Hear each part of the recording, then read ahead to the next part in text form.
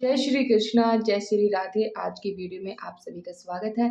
आज हम आपको सुनाने जा रहे हैं श्रीमद् भागवत गीता महात्म्य सहित। और आज का जो हमारा अध्याय है वो है 12वां अध्याय। अगर इससे पहले के अध्याय आपने नहीं सुने हैं तो आपको हमारे चैनल पर मिल जाएंगे, तो वो भी आप जाकर जरूर सुने। श्री महादेव जी कहते हैं, पार्वती दक्षिण दिशा में कुहलपुर नामक एक नगर है जो सब प्रकार के सुखों का आधार, सिद्ध महात्माओं का निवास स्थान तथा सिद्धि प्राप्ति का क्षेत्र है। वह पार शक्ति भगवती लक्ष्मी का प्रधान पीठ है। संपूर्ण देवता उसका सेवा करते हैं। वह पूर्ण प्रसिद्ध तीर्थ भोग एवं मोक्ष प्रदान करने वाला है। वहां करोड़ों तीर्थों और शिवलिंग है। रुद्र गया भी वही है। वह विशाल नगर लोगों में बहुत विख्यात है। एक दिन कोई युवक पुरुष उस नगर में आया। वह कहीं का राजकुमार था। उसके शरीर का रंग गोरा, नेत्र सुंदर, गिरवा संख के समान, कंधे मोटे, छाती चौड़ी तथा भुजाएं बड़ी बड़ी थी। नगर में प्रवेश करके सब और महलों की शोभा निहारते हुआ वह देव ऋषि महालक्ष्मी के दर्शनार्थ उत्कट हुए मणिकंटक तीर्थ में गया और वहां स्नान करके उसने पितरों का तर्पण किया। फिर महामाया महालक्ष्मी जी को प्रणाम करके भक्ति पूर्वक स्तवन करना आरंभ किया। राजकुमार बोला, जिसके हृदय में असीम दया भरी हुई हो, जो समस्त कामनाओं को देती हो तथा अपने कटाक्ष मात्र से सारे जगत की सृष्टि पालन और संहार करती हो, उस जगत माता महालक्ष्मी की जय हो। जिस शक्ति के सहारे उसी के आदेश के अनुसार परमेष्ठ ब्रह्म सृष्टि करते हैं, भगवान अद्वितीय जगत का पालन करते हैं तथा भगवान रुद्र अखिल विश्व का संहार करते हैं, उस सृष्टि पालन और संहार की शक्ति से संपन्न भगवती पराशक्ति में भजन करता हूँ। कमले योगी जन तुम्हारे चरण कमलों का चिंतन करते हैं। कमलाए, तुम अपने स्वभाव की सत्ता से हमारे समस्त इंद्रिय गोचर विश्व को जानती हो। तुम ही कल्पनाओं के समूह तथा उसका संकल्प करने वाले मन को उत्पन्न करती हो। इच्छा शक्ति, ज्ञान शक्ति और क्रिया शक्ति, ये सब तुम्हारे ही रूप है। तुम परम ज्ञान रूपिणी हो। तुम्हारा स्वरूप निष्काल, निर्मल, नित्य, निराकार, निर्जन, अंत रहित, अति शून्य, अवलंबन और तथा निर्मयी है। हे देवी, तुम्हारी महिमा का वर्णन करने में कौन समर्थ हो सकता है। जो चक्रों का भेदन करके अंतकरणों के 12 स्थानों में विवाह करती है। अनंत, धवनी, बिंदु, नंद और कला, ये जिसके स्वरूप है, उस माता महालक्ष्मी को मैं प्रणाम करता हूँ। माता, तुम अपने मुख रूप पूर्ण चंद्रमा से प्रकट होने वाले अमृत राशि को बहाया करती हो। तुम ही प्रशांति, मध्य और वेखारी नामक वाणी हो। मैं तुम्हें नमस्कार करता हूँ। हे देवी, तुम जगत की रक्षा के लिए अनेक रूप धारण किए रखती हो। अंबिके, तुम ही ब्रह्मा विष्णु महेश्वरी शक्ति हो।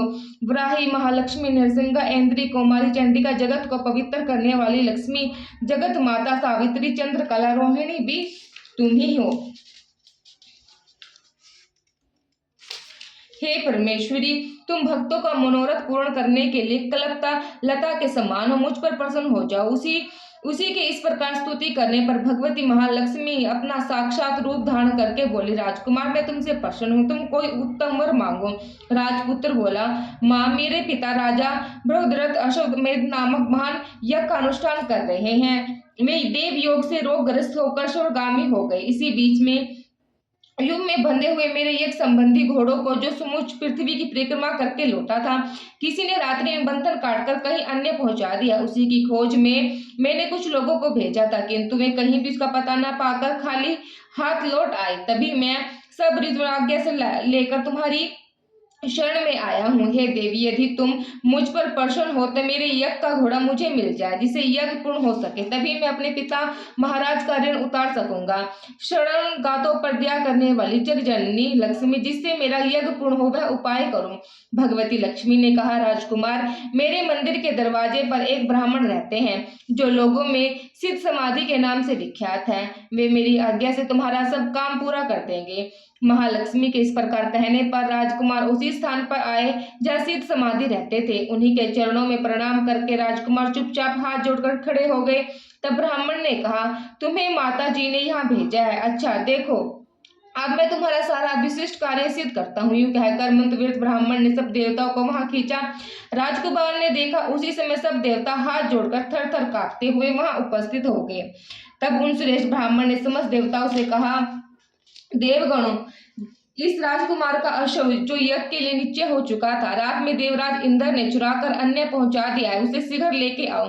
तब देवताओं ने मुनि के कहने से यज्ञ का घोड़ा लाकर दे दिया। इसी के बाद उन्होंने उन्हीं के जाने की आज्ञा दी। देवताओं का आकर्षण देखकर तथा खोए हुए अश्व को पाकर राजकुमार ने मुनि के चरणों में प्रणाम करके कहा, हे महर्षि, आपका यह समर्थ आश्चर्यजनक है। आप ही ऐसा कार्य कर सकते हैं, दूसरा कोई नहीं। ब्रह्म, मेरी प्रार्थना सुनिए। मेरे पिता राजा बृहद्रथ अश्वमेध यज्ञ का अनुष्ठान आरंभ करके देव योग से मृत्यु को प्राप्त हो गए हैं। अभी तक उनका शरीर तपाए हुए तेल में सूख कर मैंने रखा छोड़ा है। साधु श्रेष्ठ, आप उन्हें पुनः जीवित कर दीजिए। यह सुनकर महामुनि ब्राह्मण ने किंचित मुस्कुराकर कहा, चलो, जहाँ यज्ञ मंडल में तुम्हारे पिता मौजूद है, चले।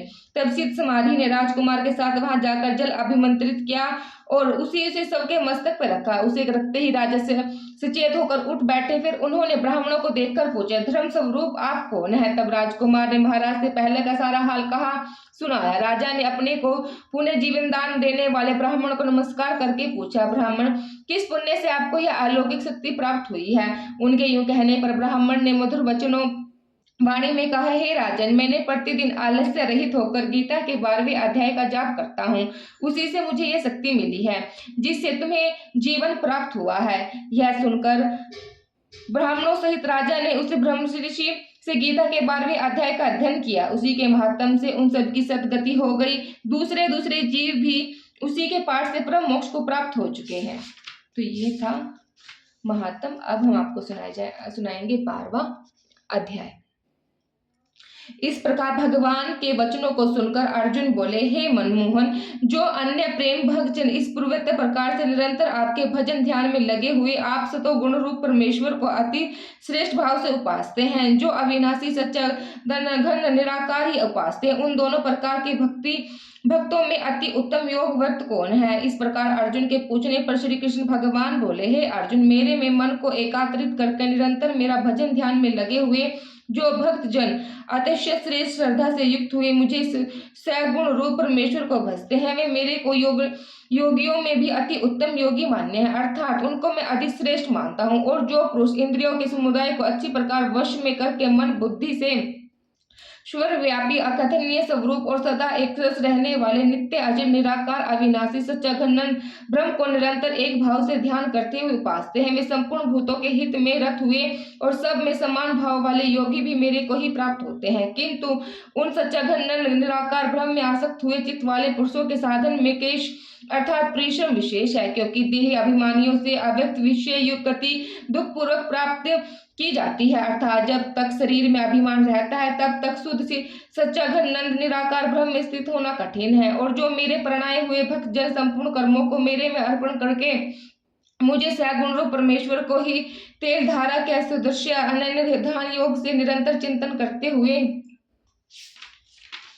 भजते हैं, हे अर्जुन, उनमें मेरे में चित्त को लगाने वाले प्रेमी भक्ति का मैं शीघ्र ही मृत्यु रूप संसार समुद्र से उद्धार करने वाला होता हूँ। इसलिए हे अर्जुन, तू मेरे में मन लगा और मेरे में ही बुद्धि को लगा। इसके उपरांत तू मेरे में ही निवास करेगा, अर्थात मेरे को ही प्राप्त होगा। इसमें कुछ भी संशय नहीं है। यदि तू मन को मेरे में अचल स्थापना करने के लिए समर्थ नहीं है तो हे अर्जुन, अभ्यास रूप योग के द्वारा मेरे को प्राप्त होने के लिए इच्छा कर। यदि तू ऊपर कहे गए अभ्यास में असमर्थ है तो केवल मेरे लिए कर्म करने के प्रणय हो। इस प्रकार मेरे अर्थ कर्मों को करता हुआ मेरे प्राप्त रूप सिद्ध को ही प्राप्त हो गई। और यदि इसको भी करने के लिए असमर्थ है तो जीते हुए मन और मेरे प्राप्त रूप योग के क्षण हुए सब कर्मों के फल का मेरे लिए त्याग कर, क्योंकि कर्म मर्म को न जानकर किए हुए अभ्यास से प्रकृष्ट श्रेष्ठ है और प्रकाश ज्ञान से मुझे परमेश्वर स्वरूप का ध्यान श्रेष्ठ है, तथा ध्यान से भी सब कर्मों का फल का मेरे लिए त्याग करना श्रेष्ठ है। और त्याग से तत्काल ही परम शांति होती है। इस प्रकार शांति को प्राप्त हुआ जो पुरुष भूतों में दोष भाव से रहित स्वार्थ रहित सबका प्रेमी और हित रहित दयालु है, तथा ममता से रहित एवं अहंकार से रहित सुख दुखों की प्राप्ति में सम और सक्षमावान है, अर्थात अपराध करने वालों को भी अभय देने वाला है, तथा जो ध्यान योग में युक्त हुआ निरंतर लाभ हानि में संतुष्ट है तथा मन और इंद्रियों से ही शरीर को वश में किए हुए मेरे में दृढ़ निश्चय वाला है। वह मेरे में अर्पण किया हुआ मन बुद्धि वाला मेरा भक्त मेरे को प्रिय है, जिससे कोई भी जीव उद्गत को प्राप्त नहीं होता और जो स्वयं भी किसी जीव से उद्गत प्राप्त नहीं होता तथा जो हर्ष अमर्ष भय और उद्वेग से सहित है, वह भक्त मेरे को प्रिय है। जो पुरुष आकांक्षाओं से रहित तथा बाहर भीतर से शुद्ध और चतुर है, अर्थात जिस काम के लिए आया था उसको पूरा कर चुका है, एक पक्षपात से रहित और दुखों से छूटा हुआ है, वह सर्व आरंभ का त्यागी अर्थात मन वाणी और शरीर द्वारा प्रारंभ से होने वाले संपूर्ण स्वभाव कर्मों में कर्तापन के अभिमान का त्यागी मेरा भक्त मेरे को प्रिय है। जो ना कभी हर्ष होता है, ना द्वेष करता है, ना सोच करता है, ना कामना करता है तथा जो शुभ और अशुभ संपूर्ण फलों कर्मों के फल का त्यागी है, वह भक्ति युक्त पुरुष मेरे को प्रिय है। जो पुरुष शत्रु मित्रों में और मान अपमान में सम तथा सर्दी गर्मी दुख सुख आदि द्वंद्वों में सम है, सब संसार में आसक्ति से रहित है तथा जो निंदा स्तुति के समान समझने वाला और मननशील है, अर्थात ईश्वर के स्वरूप का निरंतर मनन करने वाला है, जिस किसी प्रकार से भी शरीर का निर्वाह होने में सदा ही संतुष्ट है और रहने के स्थान में ममता से रहित है, वह स्थिर बुद्धि वाला बुद्धिमान पुरुष मेरे को प्रिय है। और जो मेरे परिणाय हुए अर्थात मेरे को परम आश्रय और परम गति सबका आत्म रूप और सब परे परम पूज्य समझकर विशुद्ध प्रेम से मेरी प्राप्ति के लिए तत्पर हुए श्रद्धा युक्त पुरुष इस प्रकार कहे हुए धर्म में अमृत को निष्काम भाव से सेवन करते हैं, वह भक्त मेरे को अतिशय प्रिय है। तो ये था आज का 12वां अध्याय। कल हम आपको सुनाएंगे 13वां अध्याय। जय श्री कृष्ण, जय श्री राधे।